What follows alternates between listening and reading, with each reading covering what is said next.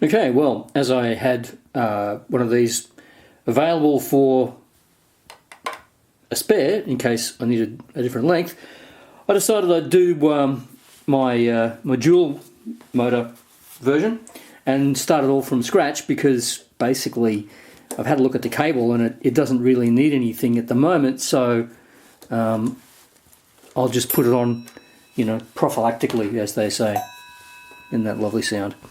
Okay, well, and so let's take you out and then thread you on and then thread that down there and then put that back in there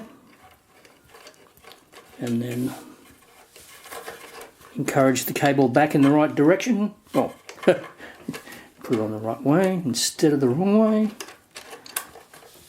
This is, of course, being charged out to the client by the hour, so you can imagine how much this would cost to get done at a workshop, eh?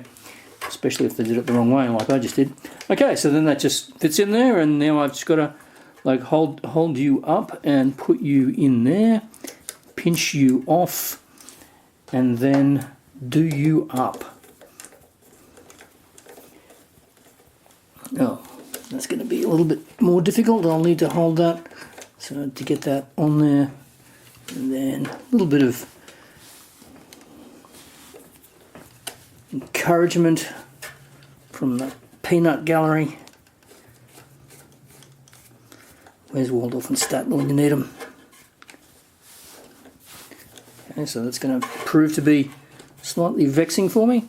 So you go out there, hold you up there, pull you out, do you up, and then